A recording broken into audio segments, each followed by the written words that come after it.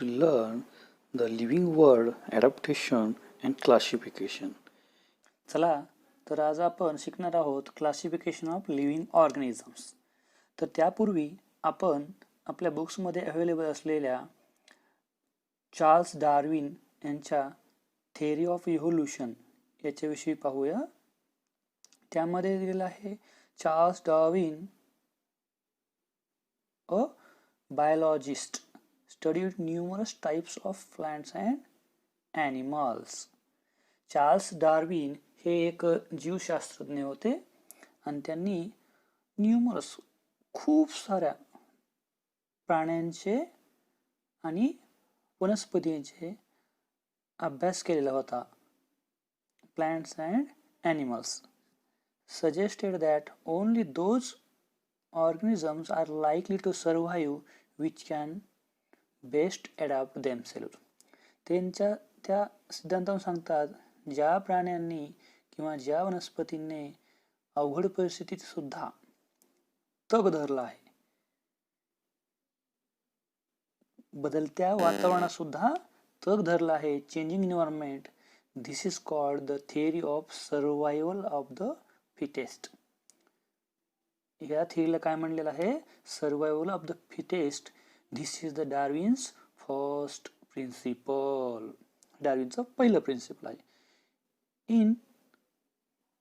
If an organism is born with a new beneficial characteristics and is able to survive, एखादा प्राणी, एखादा organism नवीन काहीतरी त्याच्या अंगात गुणवैशिष्ट्य आला असेल आणि तो तशा गुणवैशिष्ट्यानं जन्मला असेल आणि ते जर त्याच्यासाठी फायदेशीर असेल तर ते त्याच्यातलं जे गुणवैशिष्ट्य आहे ते नेक्स्ट जनरेशनमध्ये ॲटोमॅटिक येऊन जातं. This is the Darwin's second principle and is called the theory of nature selection. म्हणजे निसर्ग त्याचं निवड करतं जे की चांगले गुण त्या जीवामध्ये आलेले आहेत. चला तर आता आपण आपल्या मुद्द्याकडे येऊ. Classification of living things, living organisms. त्यातला पहिला प्रश्न आपल्याला इथे विचारलेला आहे, व्हाय आर लिव्हिंग थिंग्स क्लासिफाईड.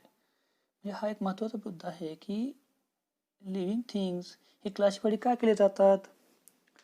तर त्यांचा अभ्यास करण्यासाठी. याच्यावर एक छोटंसं उदाहरण देईल. एखादा दुकानदार आहे, किराणा दुकानदार, आणि त्याच्याकडे छोटे छोटे सामान आहे, जसे आहे बिस्किट पुडे, साबुन्स, इतर पाउचेस, कोलगेट, ब्रश. त्याने समजा जर असा एक मोठा डिगल घालून ठेवला तर त्याला लवकर लवकर देणं होईल का आपल्याला जो माल पाहिजे तो? तर नाही. त्यासाठी तो त्याचं वर्गीकरण करून ठेवतो. एका एका बॉक्समध्ये वेगवेगळे आयटम ठेवतो. बिस्किट एका बॉक्समध्ये, साबण एका बॉक्समध्ये, दुसरे पेस्ट एका बॉक्समध्ये, दुसरे आणखीन पाउचेस एका बॉक्समध्ये. असं केल्यामुळे त्याला त्याचं देण्यामध्ये सहज सोपं होतं. Next question is there, which are the criteria used for classification of plants and animals. तर तो दुकानदार तिथं वेगळं क्रायटेरिया लावतो. तर इथं तशा क्रायटेरियापैकी तिथं क्रायटेरिया काय लावीन? छोटे एका प्रकारच्या वस्तू एका ह्याच्यामध्ये, बिस्किटचे पाऊच एका ह्याच्यामध्ये, त्याच्यामध्ये पार्ले एकीकडे, मोनॅको एकीकडे, अशा प्रकारचे तो त्याचं क्लासिफिकेशन करेल. तर अशा प्रकारे तर आपण पाहत आहोत लिव्हिंग ऑर्गॅनिझम्सचं क्लासिफिकेशन. त्याच्यामध्ये आपल्याला प्लांट्स अँड ॲनिमल्सचं क्लासिफिकेशन पाहायचं आहे. तर मग याच्यासाठी कोणते क्रायटेरिया आहेत हे आपल्याला समोर पाहायचं आहे. चला तर it is difficult to study and remember all organisms in this diverse living world. तर हे जग पाहिल्यावर याच्यावर जगामध्ये कितीतरी विविध प्रकारचे ऑर्गॅनिझम्स आहेत आणि हे सगळे क्लासिफिकेशन करण्याला खूप अवघड आहे. Classification helps in this respect. Different scientists have used different criteria. तर वेगवेगळे सायंटिस्टनं आपापले वेगवेगळे क्रायटेरिया निवडले and independently classified plants and animals. त्यांनी आपापल्या पद्धतीनं वेगवेगळ्या प्रकारे प्लांट्स अँड ॲनिमल्सचं वर्गीकरण केलं. A hierarchy is formed in the classification that starts with kingdom Animalia or kingdom Plantae. तर एक प्रकारची श्रेणी, वर्गीकरणाची श्रेणी तयार केली गेलेली आहे हायरार्ची श्रेणी तयार केली गेली आहे, ज्याच्यामध्ये की किंगडम ॲनिमलिया आणि किंगडम प्लॅन्टे किंवा किंगडम प्लॅन्टे या ग्रुपमध्ये 2 विभागले गेले आहेत. Further groups and sub groups are formed depending upon basic similarities. तर हे 2 मेन ग्रुप आहेत, किंगडम ॲनिमलिया आणि किंगडम प्लॅन्टे. याच्यामध्ये जे उपग्रुप आहेत ते त्याच्यामधील असणाऱ्या वेगळेपणामुळे निर्माण झालेले आहेत. This is called hierarchy of classification. तर यालाच म्हणले गेलेलं आहे वर्गीकरण श्रेणी. तर त्या श्रेणी कोणत्या कोणत्या आहेत? त्यामध्ये दिसतं आपल्याला की हे kingdom, phylum, class, order, family, genus, species. तर आपण ॲनिमलिया म्हणजे ह्युमन मनुष्याचं वर्गीकरण क्लासिफिकेशन कसं केले गेलेलं आहे, तो कोणत्या कोणत्या हायरार्चीमध्ये बसलेला आहे. तर किंगडममध्ये तो आहे ॲनिमलिया, फायलममध्ये तो आहे कोरडाटा म्हणजे रज्जामज्जू म्हणजे बॅकबोन असणारे. आणि क्लासमध्ये तो काय आहे मॅमलिया, सस्तन प्राणी, जो की मुलांना दूध पाजणारे प्राणी. तिसरं आहे प्रायमेट्स म्हणजे त्याला दोन हात 2 पाय आणि समोरच्या बाजूला डोळे असणारा प्राणी. नंतरचा आहे कोणता होमिनिडिया म्हणजे मॉडर्न मॅन म्हणलेलं आहे, सुधारित मनुष्य. आणि होमो म्हणजे मनुष्य आहे. तर अशा प्रकारे.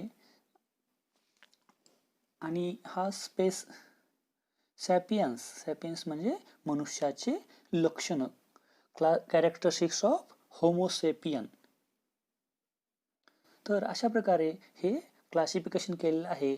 आणि ते क्लासिफिकेशन आपण मनुष्याचं ह्युमन्सचं कसं आलेलं आहे आणि ह्युमन्स हा कोणत्या हायरार्ची ऑफ क्लासिफिकेशननुसार बनलेला आहे हे आपल्याला तिथे दिसून येतं. तर नेक्स्ट पॉईंट आहे बायनॉमिनिक्लेचर बाय कार्ल लेनिन्स. बायनॉमिनिक्लेचर काय आहे? द्विनाम पद्धती. Imagine that there are 4 students with the name Kabir or Kiran. आपल्या वर्गात असं समजा की आपल्या वर्गात कबीर नावाचे 4 विद्यार्थी आहेत. If you are talking about any one of them, how would you ensure that others know which one of them you are talking without any confusion? आपण एखाद्या कबीरला बोलायचं असेल तर आपण डायरेक्टली बोलू शकतो का? आपल्याला काय माहिती हाच कबीर आहे, किंवा त्यावेळेस आपल्याला त्याचं दुसरं नाव वापरावं लागेल. We would tell them full name. आणि आपल्याला काय करावं लागेल? त्यांचे पूर्ण नाव बोलावं लागेल. The first name and the last name. This is similar to binomial nomenclature. तर हे त्या बायनॉमिनल नॉमेनक्लेचरला सारखं आहे, की ज्यामुळे आपल्याला एखाद्या वनस्पती ओळखायचे आहेत ते आपल्याला द्विनाम पद्धतीने 2 नावं लावून ओळखाव्या लागतात. Binomial nomenclature is used to identify each organisms. Accordingly, a scientific name has been assigned to each organism. It consists of 2 parts. The first part is genes and second is species. तर jeans आणि स्पेशीजच्या 2 नावं घेऊन आपण त्या particular ऑर्गॅनिझमला ओळखतो किंवा नाव त्याचं ठरवतो. All identified organisms have been assigned a binomial name as per guidelines of the International Code of Nomenclature. आंतरराष्ट्रीय जे नामकरणचं जे कोड आहे त्यानुसार ते नाम ठेवले जातात. All the organisms of a species are so similar that irrespective of differences in color, height, habitats and habits, they can reproduce among themselves and form new individuals like themselves. तर organism जे स्पेसीजमध्ये आहेत ते बऱ्यापैकी काही साम्य येतं, पण त्यांच्यात काही वेगवेगळेपण आहे, जे की कलर, हाईट, हॅबिट्स, त्यांच्या हॅबिटॅट्स they can reproduce among themselves and from new individuals. For example, all domestic cats in the world belong to the same species. जे आपण सगळ्या ज्या कॅट्स बघतो वर्ल्डमध्ये आढळतात ते एकाच प्रकारच्या स्पेसीजमध्ये येतात. त्याचप्रमाणे the same is true in the case of animals like हेन, काऊ, डॉग. म्हणजेच अशाच प्रकारे हेन, काऊ, डॉग हे सगळे जे आहेत ना हे एकाच स्पेसीजमध्ये आढळतात. तसेच प्लांटमध्ये सुद्धा मँगो, सगळे जगामध्ये जेवढे मँगो आढळतील ते एका स्पेसीजमध्ये येणार. फीट, मेज हे सुद्धा सगळे एकाच स्पेसीजमध्ये येतात. आता बायनॉमियल नॉमेनक्लेचरनुसार आता इथं आपला मँगो आहे. मँगोचं नाव काय येईल? मॅग्निफेरा इंडिका असं नाव मँगोचं नाव येईल, सायंटिफिक नेम. आणि ह्युमन्सचं काय येईल? होमोसेपियन. अशा प्रकारचे मँगो आणि ह्युमन्सचे सायंटिफिक नेम येतील. तर चला इथे एक प्रश्न दिलेला आहे. Following are some examples of organisms from kingdom Plantae and Animalia classified by them by binomial method of nomenclature. तर इथं बायनॉमियल नॉमेनक्लेचर नुसार ते दिलेले आहेत. पहिला आहे dog, Canis lupus familiaris. Cow दिलेला आहे. Bos taurus. हेबिस्कसचं दिलेलं आहे. Hibiscus rosa sinensis. जॉर्ज सोरगम बायकॉलर. तर अशा प्रकारे हे दोन दिलेले आहेत. तर याच्यामध्ये डॉग व काऊ हे किंगडम ॲनिमलियामध्ये येतील आणि हेबिस्कस अँड जॉर हे किंगडम प्लांटेमध्ये येतील. Find out the scientific names of other animals and plants in your surrounding and discuss in your class. One another observation is there. 29th April is observed as a World Frog Protection Day. Killing or harming frogs is prohibited by the Wildlife Protection Act.